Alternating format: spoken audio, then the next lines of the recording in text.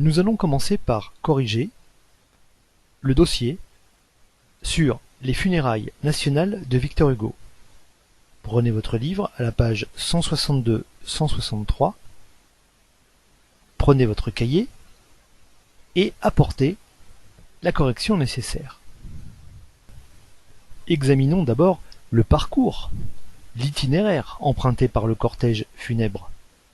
En sortant du domicile de Victor Hugo, son cercueil passe devant l'Arc de Triomphe, où est organisée une veillée funèbre, c'est-à-dire une soirée de prière si on est catholique, mais évidemment comme Victor Hugo est laïque, c'est plutôt une nuit d'hommage, où chacun vient soit se recueillir face au catafalque, ou bien éventuellement dire tout le bien qu'il pense d'un Victor Hugo alors au sommet de sa gloire.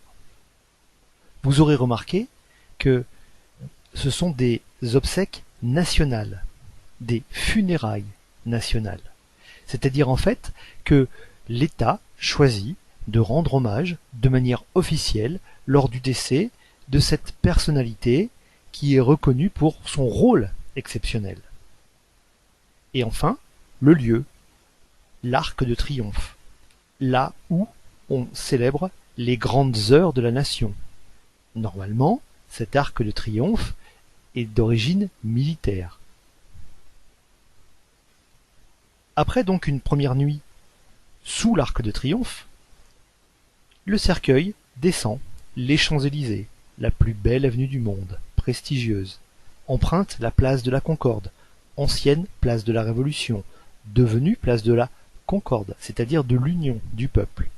Il passe évidemment devant l'Assemblée nationale, ne s'y arrête pas, mais par contre reçoit les honneurs militaires. On parle de salve d'artillerie aux Invalides. Cet hôpital conçu par Louis XIV pour les soldats qui se sont sacrifiés, qui ont été blessés au combat et qui ne peuvent plus subvenir à leurs besoins. Ensuite, le convoi emprunte le boulevard Saint-Michel pour aller directement au Panthéon. On ne revient pas sur la symbolique de cette ancienne église devenue temple des grands hommes de la nation.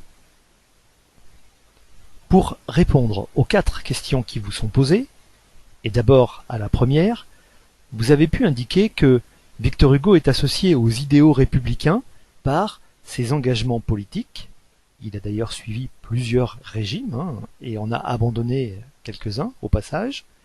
En tout cas, c'est un personnage donc reconnaissable à ses engagements politiques, à son anticléricalisme et à l'attention qu'il a portée au peuple dans son œuvre. N'oubliez pas qu'il a écrit, par exemple, Notre-Dame de Paris.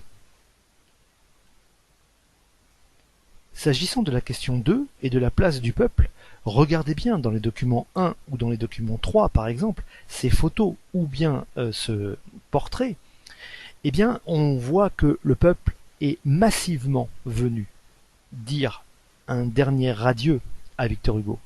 Le peuple suit. Il s'agit donc de montrer qu'il est attaché à cette cérémonie. On annonce qu'il y aurait eu environ 1 million de personnes.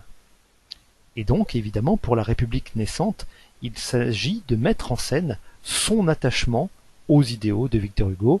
C'est en quelque sorte une récupération. Je n'insiste pas sur la réponse à la question 3, je l'ai évoqué tout à l'heure. Le Panthéon était redevenu une église sous le Premier Empire, et il est choisi donc pour accueillir la dépouille de Victor Hugo après un large débat à l'Assemblée nationale qui a voulu cela à la quasi-unanimité. Mais, évidemment, ce choix suscite l'indignation de la droite catholique. Quant à la réponse à la question 4, il faut montrer que ces funérailles, qui sont pourtant dénuées de toute cérémonie religieuse, apparaissent comme un véritable rituel républicain, avec ses éloges. Vous avez remarqué sur la photo 1 l'important catafalque, l'immensité justement de ce qui a été construit pour y avoir déposé la dépouille de Victor Hugo, et évidemment l'inhumation au Panthéon.